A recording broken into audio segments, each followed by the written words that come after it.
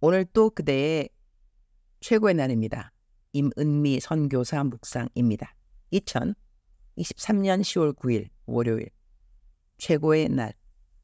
매사에 기도하는 습관이 이렇게도 중요한 것을 여호수아 9장. 어제는 교회 사역을 마치고 내 멘티 성혜 전도사의 아버님 병문안을 신방을 갔다. 이전에 다른 멘티 아버님이 아프셨을 때 병문안을 다녀온 적이 있는데 나중에 그 아버님이 돌아가시고 난 다음 내 멘티가 말하기를 많은 분들이 아버님 돌아가시고 난 다음 장례식에 와주신 것이 참 고마웠지만 그래도 더 고마웠던 분들은 아버지 살아계셨을 때 한 번이라도 더 병문안 와준 사람들이었다는 말을 생각하면서 이번에 다른 멘티 아버님 병문안을 간 것이다. 더 고마움 받고 덜 고마움 받는 것이 중요한 것보다 살아계실 때 한 번이라도 더 찾아가 뵙는 것이 가족들에게도 더 큰 힘이 되는구나. 그런 생각을 하게 되었기에 어제 찾아가 뵌 것이다. 병상에서 움직이지도 못하셔서 욕창까지 앓고 계시는 장로님은 나를 보시고 알아보시는 듯 그래도 눈을 맞춰주셔서 감사. 파킨스인지라 강직이 뭔지 나는 정확히 모르지만 강직이 오면 무지 아프다고 한다. 아버님이 강직이 와서 고통스러운 일이 없게 해주십사 기도하고 간병하는 식구들을 기도해드리고 집으로 왔다. 집안에 환우가 있는 식구마다 마음도 몸도 다 힘이 들 터인디 견뎌주는 환자도 간병하는 식구들에게도 모두 주님이 긍휼을 베풀어 주시기를.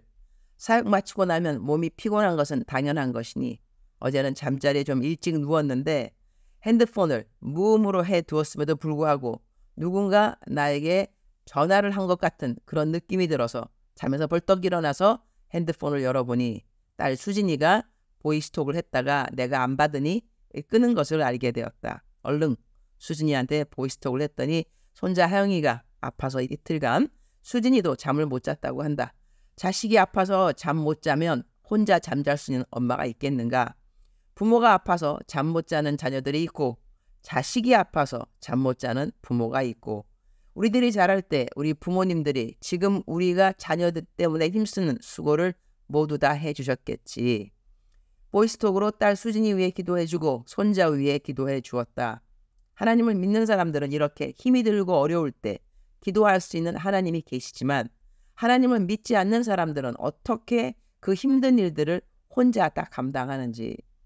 하나님께 기도할 수 있는 믿음이 없는 이 땅의 사람들을 생각하니 마음이 짠해지기도 했다. 여호수아 9장 14절. 무리가 그들의 양식을 취하고는 어떻게 할지를 여호와께 묻지 아니하고. 이스라엘 백성들은 계속해서 가나안 땅을 공격하며 정복해 가는데 하나님이 이스라엘 백성들에게 승리를 줄 것을 알고 있는 이방 사람들이 이스라엘 백성을 속인다. 성경에서 그 배경 이야기를 그대로 옮겨본다. 우리말 성경 번역입니다. 여호수아 9장 3절부터 쭉 읽을 건데 이 스토리를 잘 아시는 분들은 이 부분을 넘어가셔도 괜찮겠습니다.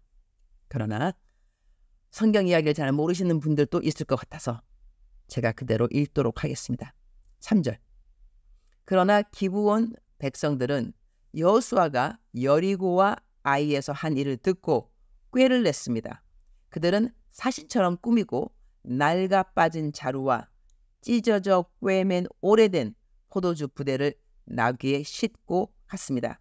발에는 다를 대로 달아서 덧댄 신발을 신었고 몸에는 낡은 옷가지를 걸쳤습니다. 그들이 먹을 빵은 다 말랐고 곰팡이가 피어 있었습니다. 그리고는 그들이 길갈 진영에 있는 여호수아에게 가서 그와 이스라엘 사람들에게 말했습니다. 우리는 먼 나라에서 왔습니다. 지금 우리와 조약을 맺읍시다. 이스라엘 사람들이 히위 사람들에게 말했습니다. 당신들은 우리 가까이에 사는 것 같은데 우리가 어떻게 당신들과 조약을 맺겠소? 그들이 여호수아에게 말했습니다. 우리는 당신의 종입니다. 그러자 여호수아가 물었습니다. 너희는 누구이며 어디에서 왔느냐? 그들이 그에게 말했습니다. 당신의 종들은 당신의 하나님 여호와의 명성을 듣고 아주 먼 나라에서 왔습니다. 우리가 그분의 명성과 그분이 이집트에서 행하신 일을 모두 들었습니다.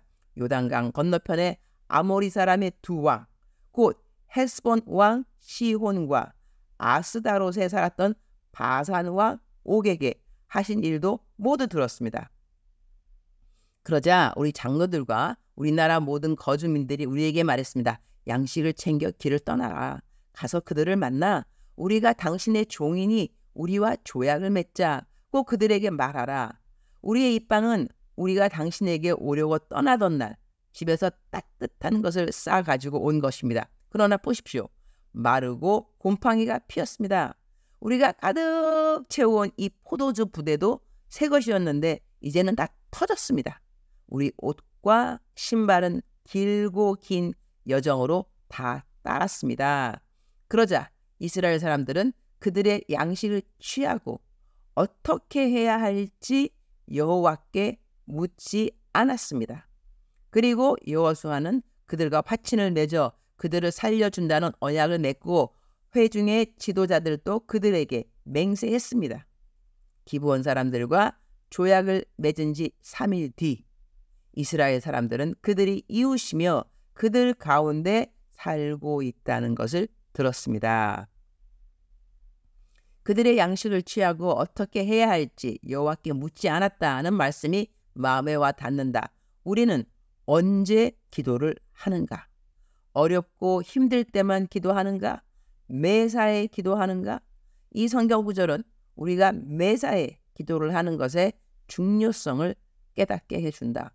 하나님은 우리가 우리의 지혜, 지식, 경험만을 의지하고 하나님께 기도하면서 모든 일을 결정하지 않는 것에 대해 주의가 필요하다는 것을 이 성경 이야기를 통해 알려주신다고 생각한다.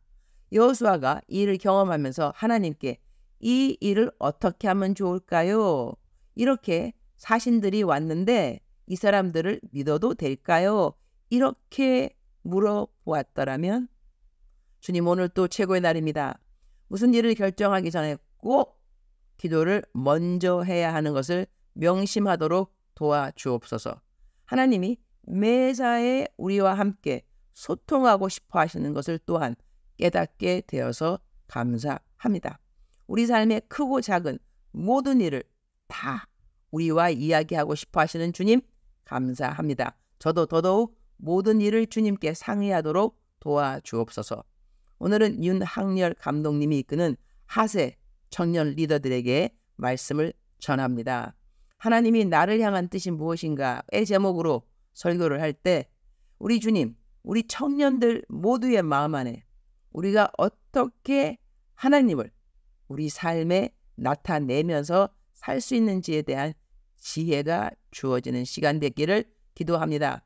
오늘 있을 만남 사역에도 성령 충만한 시간 되기를 기도합니다. 주님, 사랑합니다. 주님, 감사합니다. 오늘 또 우리 주님 저를 보시면서 하루 종일 기쁘시면 참 좋겠습니다. 사랑하는 그대여, 사랑하는 그대여 출석 부르고 있습니다.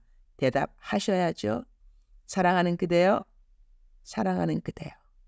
오늘 또 하나님께서 그대에게 새 힘을 공급하여 주실 것입니다. 새 힘입니다. 어제 받았던 힘 다 쓰셨죠? 오늘은 새 힘이 필요하기 때문에 어제 받은 모든 힘 다 사용된 것입니다. 하나님은 신실하십니다. 여호와는 해요. 여호와는 방패시라. 그렇게 성경에서 말씀하신 것처럼 해처럼 항상 한결같이 일관성을 가지고 우리들에게 나타나 주시는 나는 해요 라고 말씀하신 우리 하나님이 바로 그대의 하늘에 계신 아버지가 되십니다. 오늘 또 하나님이 한결같이 그대를 도와주실 것입니다.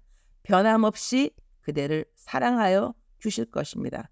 하나님께 오늘 또 기도로 나아가는 그대 되기를 축복합니다. 매사에 기도하는 그대가 되기를 축복합니다. 사랑하는 그대여 사랑합니다. 사랑하는 그대여 축복합니다. 오늘 또 그대의 최고의 날입니다.